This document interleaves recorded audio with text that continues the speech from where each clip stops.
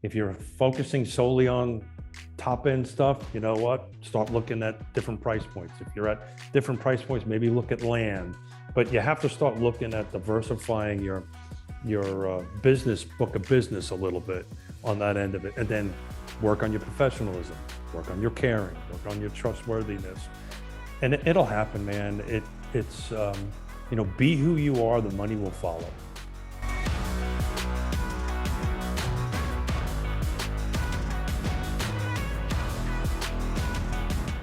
Hello, everybody. Welcome to another edition of Entrepreneurial Impact. My name is David Donaldson, here with my associate Joe Martin. And this week, we're very excited to have with us Keith Smith from the Yes team out of our Charlottesville Market Center down in Virginia. And he was just telling me, well, I won't hold it against him, that he is a Mets fan, as I proudly represent my Phillies here in Northern DC, which I know everybody was cheering and rooting for Bryce Harper on last night. And I appreciate all the well wishes. Well, Keith, welcome to the show. Thanks, guys. At least you guys can make some decent food. That's all. We'll just leave it at that and right. move on.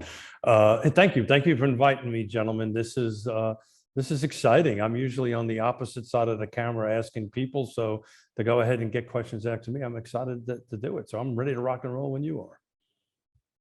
Well, I'm just glad you got a face for radio. Oh. Sorry, I had to come at it with that one, Keith. But I just want to, Joe, I'm trying to really behave. I'm just trying to say, I'm trying to behave. I'm just as you notice my hand moving through my hair, I'm just trying to behave. At least you have hair. I can appreciate the dig. But Keith, let's just jump into this one. Like, you've been in real estate for a ton of years, ton of experience in development, all kinds of things inside of real estate, not just like residential sales. Like, tell us your story. Like, how'd you get into real estate? What's the impact it's had? Like, let's kick it off there. Yeah. So I'm a Marine. So I was in the Marine Corps the first half of the 80s, got in 80, got out in 86. My father, grandfather, great-grandfather, all New York City firemen. And if you know anything about cops and firemen, they usually have second jobs or third jobs. And in our case, my family's always been in the construction business up in New York. And, when I got out of the Corps, I was looking for something to do. And I actually just picked up that construction path. And I've been doing this since 1987, three and a half decades of real estate, either in the construction development phase or helping others. We were always helping others build homes. My wife and I built like 600 homes over our career, and I'm sure we're going to get into a question later. Lost everything we had, actually 3 times. So the good thing, in my line of work, if you don't lose everything you have at least 3 times, you're just not trying harder. Got to try hard enough. Well, I was going to say, if it doesn't stop you and you're not scared of it, I mean, I guess you've learned through a couple of those lessons, because here you still are plugging ahead. And actually doing better than we've ever done before, which is a lot to do with us and where we are now in our career. A lot of it also happens to be maybe not that smart, that whole Marine thing that I was talking about earlier on that end of it. But to tell you a quick story about that, we lost everything from 2008 to 2010, $17 million. In 2009, I actually ran for elected office. Didn't know I wasn't supposed to do that. But, so the story is don't give up, believe in yourself. Sometimes hiccups in one's life only create opportunities. And frankly, if we didn't do that, I wouldn't be talking to you 2 gentlemen right now. So you were basically the poster child for failing forward, is what I'm hearing you say. Yeah, something like that. Yeah. Again, just don't look backwards, look forward. And like I said, this is like the highlight of my career, talking to you 2. Well, hopefully that's not the case. That's. I may be lying to you. Like, that's a possibility. Well, here's what I'm impressed. I mean, you're talking about doubling down into convictions, what you believe in, what you understand, and knowing that you know what you know, and we take our bruises and our bumps, right? And there are things that are completely out of our control. However, you know what you know, and you back that up. Yeah. So exactly right. So know what you don't know, and what you don't know, you seek trusted advisors to help you through that. But you're 100% right, David. Be confident in who you are. I use this term, you have to be ferociously or fearlessly authentic. Be who you are, right? And people either going to like it or not going to like it.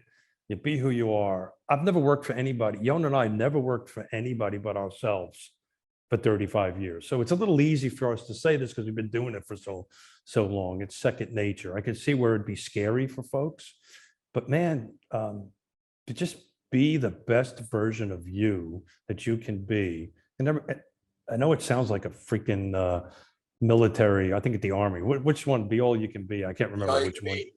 What's US that? Yeah, well, whatever. You're an Army vet. I did not know that. I did not know that. Well, thank you for your service, David. Thank you too. I got a question for you, Keith. I'm just gonna harp on this for those of us listening. He did say he lost 17 million between 2008, 2010. My question to you is, okay, great, you lost 17 million. What was the drive? How did you pull yourself out of it? Because it's great to hear all people that like excel and they buy the private jet and they got 5 homes. They see all these pictures on Instagram and Facebook. And you're like, I'm the greatest thing since sliced bread. But we rarely see, if you look at like a swan on top of the water, it looks really good on top, but there's all kinds of craziness going underneath, right? And the question I've got for pulling back the curtain is, what was your drive? What was your entrepreneurial spirit and mental fortitude that, hey, I just lost 17 million, and not to go crawl up and get a job, but to stick at it? So like, how did you process that? And what's the mindset and actions that you took to pull yourself out of that kind of like downturn? Joe, that's a great question. At some levels, it's very difficult to answer because it just comes to second nature. But the important portion to start this off, it wasn't just me, it was my wife and I, right? So we had a very open and honest relationship.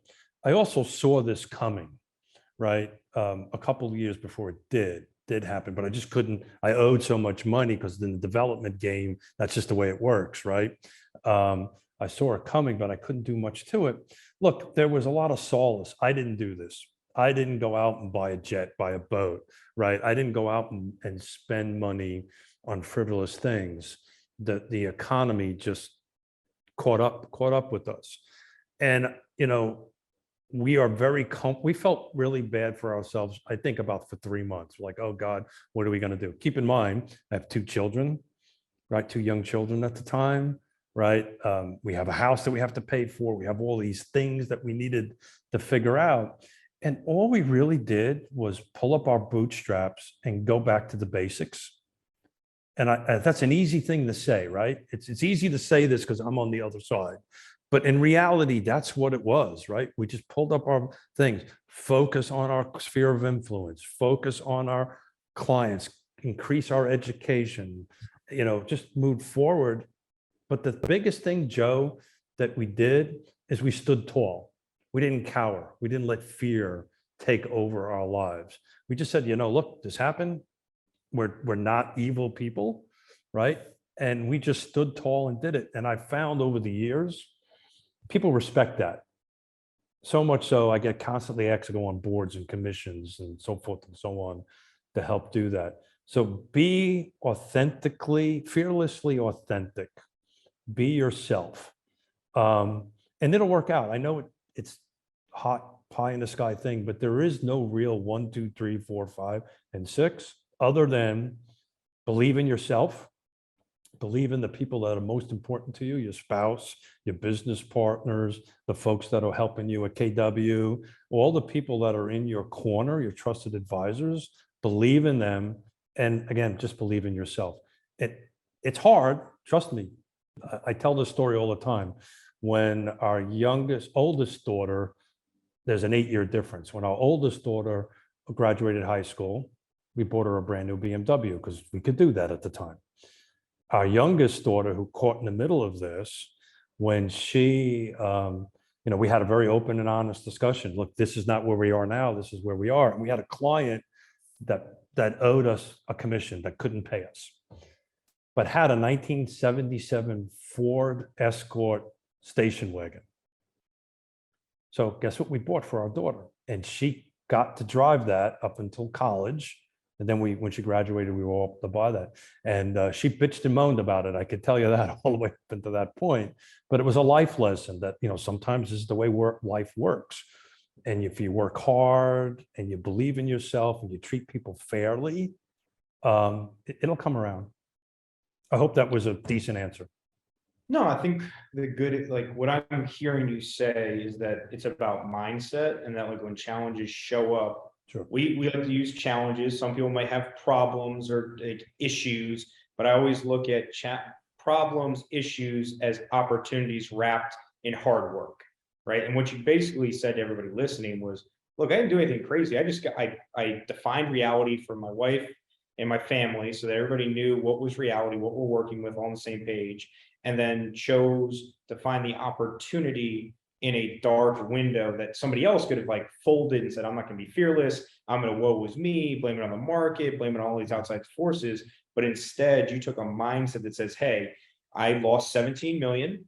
I'm going to take 3 months to like pull my emotions together and rectify what I'm in, but then moved forward with saying that there is opportunity. It's just going to take hard work. And through that hard work, you're being able to get to where you're at today, that most people, I believe, don't have the mental fortitude and grit to really get through that. If it's meant to be, it's up to me. And I think that's an amazing part of your entrepreneurial journey that I've gotten to meet personally with you.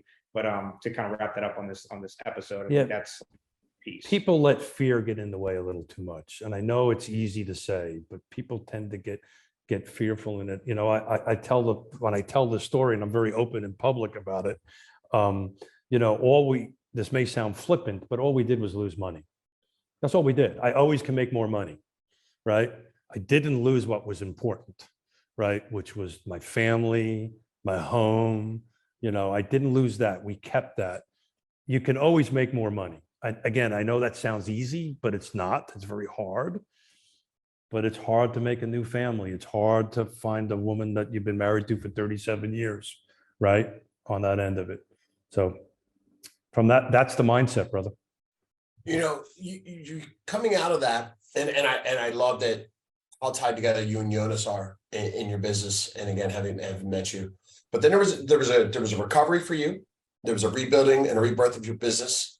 And then, over the last couple of years, there was a change for where you were and where you are now. And, obviously coming over to KW, what led you down that path to say, okay, here's the next right step for us to continue that new growth? So that's a great question, David. So where we were, not to bash anybody or where we were, there was a lack of growth curve available to us. There was not the tools, there was not the resources, there was not the culture of what we're trying to do right here is a prime example, right? What we're trying to do right here is to talk about case studies, right? Life stories to help others within the KW family to succeed. So it's all about, the success of our clients, and our clients are the agents, right? That's our clients. And if they are successful, then we are successful as leadership or the corporate structure on that end of it. And that's what really excited me about the move. I'm also in love with Quentin Beckham. Don't tell him I said that, by the way. But I think the world. Who is it? Right. Don't tell Who is Quentin. it? Yeah, I think him. But if you talk to him, I think sometimes it's him. But anyway, that's a psychology conversation for another day. But everybody was on the right mindset. Everybody was on this. I define the market we're in. I kind of play on the words a little bit. I call it shift. And we're shifting, right? So who do you want to be with in an shifting market? Do you want to be, and I'm speaking as if you're an agent, do you want to be with a brokerage or a firm that's about me, or do you want to be with a firm that is out to help you grow your business, right? And that's the firm you want to be with. And in this case, it's Keller Williams. And we drank the Kool-Aid really quickly on it. But yeah, and it's that simple, gentlemen. Well, that's a funny thing. I always chuckle at that term. And yeah, there's some truth and a lot of truth to it. However, if it makes sense and it tastes good, why not enjoy it? Because you're seeing the fruits of that, right? And it's not, I mean, everything you said is true, right? Leadership, opportunity, pouring into the agents. I mean, some of the things that we see, and in opportunity, right? Giving you the ability to do things on a larger, grander scale for your business that you get to experience while working for a traditional brokerage. And also, just to put a little point to that, we knew we wanted to build this team concept that we're doing, right? And you guys wrote the book on that, right? Keller Williams wrote the book on it. And so we knew that the growth potential was going to be there. Yonna and I are very good at looking forward. And we knew that, you know, we needed this partnership, right? Because that's really what it is, to move forward through this shifting market. A lot of agents last couple of years aren't going to be used to this stuff, and they're going to be looking for leadership and mentorship to get us through these times. Hashtag who you're in business with matters. Nice plug. But I think the question, Keith, you know, given all of your experience, and I'm just, you know, stating the experience based on your salt and pepper hair. I would love, at least I got it, you brother. like that? Just saying, at least I got it. Shots fired, right? Yeah. He's a hater. He's just a hater. It's okay.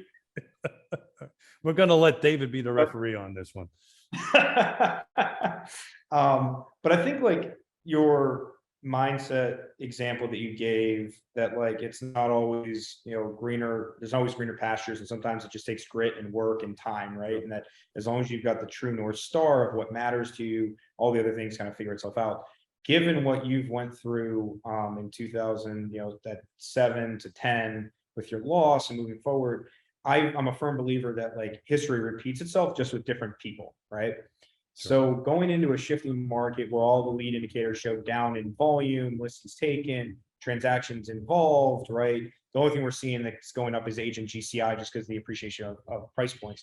What are your 3 call to actions? You said, hey, if I could go back to 2010 and I actually had this insight, what are the 3 things you would tell people? Go focus on these 3 things to be successful in a shifting market. So this every morning at 5:30 in the morning on my phone, on my trusty iPhone, pops up 3 things: be professional, be caring, and be trustworthy. Those are the 3 things that in the middle of this, okay, we're going to be professional. We're going to be caring. We're going to care about the transaction. We're going to care about our client, and be trustworthy. That's an important word, right? What people need to trust us. They're generally making their largest purchase or the largest move in their life on that end of it. And they need to be able to trust who they are. So that, you know, I hate to put it in big buckets, but that's really what it is. So be professional. So if you're lacking professional education, someplace you want to do that, please tack onto your professional. Caring is simple. Be empathetic, right? Just be caring about the other side. The money will follow, right? And be trustworthy. I mentioned something in Roanoke when we were on the panel. So thank you very much for inviting me, allowing me to sit up there and chat. I think the biggest advice I can give to agents right now is diversify in the way you do business. If you're focusing solely on top end stuff, you know what? Start looking at different price points. If you're at different price points, maybe look at land, but you have to start looking at diversifying your business book of business a little bit on that end of it, and then work on your professionalism, work on your caring, work on your trustworthiness, and it'll happen, man. It's you know, be who you are, the money will follow. I know that you pour into people all the time, you and Jonas both, and I wanted to touch on that before we wrap up, right? You and Jonas are both heavily involved in the community, and she's got a really unique charity. So I wanted to kind of give a shout out to that and hear a little about that, but also for you as well. I know you've got things that are driving you every day, right? As you're giving back and you're working with people. So we want to kind of touch on that kind of impact of how you're kind of giving back. So back to the story, right? Back to the story of losing $17 million. We had 5 companies, dozens upon dozens of employees. You know, that ran me. I didn't run it at some point, right? You know, because that's generally how that goes. Well, one of the blessings is I now have time. right? To do stuff. So I have what I refer to as a volaholic problem. I volunteer a little bit too much. I'm on multiple boards and commissions, everything from on President Ryan's at UVA's affordable housing team. I'm the only not that I'm bragging or anything, it's just a fact. I'm the only non-employee on that.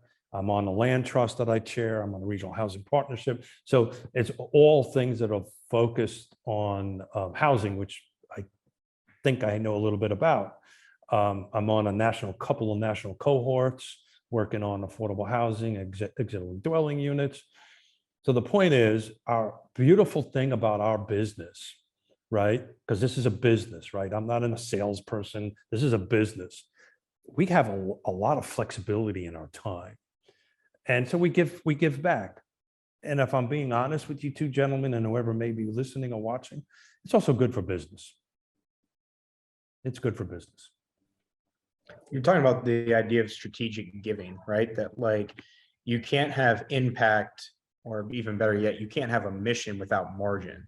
So if you actually look at how can I impact something, that impact of time still needs to be able to produce some type of financial return so I can continue to have that impact. And I think that's one of those key ideas within your business of how do you structure some level of strategic giving, doing something you love, but also you have to figure out how that can actually be, move the business forward because you only have 24 hours in a day. And I think it's a huge impact for people. But keep in mind, it's a partnership. So without my lovely better 7/8, I probably wouldn't be able to do most of what I do. But it is, let's call it what it is. You're 100% right. It is helpful. When you have the president of UVA pick up the phone and ask you a question about housing, that has value, right? And it directly relates into it. But to go back to our previous conversation, but if you're not comfortable in your Keith suit, right, or your Joe suit or your David suit, you notice I'm the only one wearing a suit, by the way, for this interview. Just noticing it, just saying. And a tie and a vest, because I dress for the occasion, just saying. But in any event, if you're not comfortable in who you are, look, gentlemen, I'll share something with you. I got kicked out of high school. I have no formal education, zero. I was actually asked to leave high school, right? And back in the 70s, they didn't care. They gave you diplomas to get the hell out of here, kid. Did they right? kick you out because you didn't wear a suit? Is that why? Is this like circular comes back and now realizes that now I got to dress the part? So here's a salesman story. In order for me to graduate high school, this one teacher who was just out of college had morals and ethics and wouldn't go ahead and let me graduate unless I wrote a paper on Chaucer. I happened to be working at a florist at the time. As a young man, working at a florist is a very good idea. So I showed up with 24 yellow roses and gave them to her. And she said, "Get the hell out of here. Here's your diploma. You're going to go far, kid." True story. That's awesome. Well, listen, I really appreciate this. This was a great conversation. Yeah, sure. I appreciate your time. And I want everybody to know that, you're going to have to come and look at the YouTube channel, not just listen to us on the podcast to see how dapper this fine man is standing out for the rest of us. But you can also take the time to listen to him. So what you tell everybody, you also have a podcast, right? That's teaching us something to upper game because we're only doing this once a week. What you tell everybody where they can catch up with you? So yes, thank you. So it's a website. Just you can start there. It's called Real Talk, REAL Talk with Keith Smith, very original.com. I do it on the I Love Charlottesville network. We do it 3 times a week. We hit about 250,000 people on it. It's live, so it's about an hour and a half long, and we do exactly what we're doing right now for an hour and a half. The only difference is my co-host is following about 30 to 40 different social media platforms, and it's very interactive. People will ask questions, and we're doing case studies now, which is really great. People will chime in and say, "Hey, look, I'm buying my first house. What should I do?" And we do some case studies. So tune in, and I'm going to reciprocate. We do it live, so we're in the studio. So when you two guys are next in Charlottesville, love to have you sit in front of a camera, and we'll have a lot of fun. Well, I'll even suit up for that. Well, you're wearing a Philly thing, so that kind of. Well, I did say it wouldn't be red with a big P on it, but you get a pass. You get a pass on that one. Well, I mean, if you know, if Dave's wearing his Philly jersey, I guess I can wear a trash bag. Just to reciprocate. So, but anyway, shots fired to end of this thing. I just want to say thanks everybody for tuning in to Entrepreneurial Impact. Look forward to next week's episode as well. And if you're not following us, follow us at Entrepreneurial Impact on Spotify and Apple. And thanks for tuning in this week.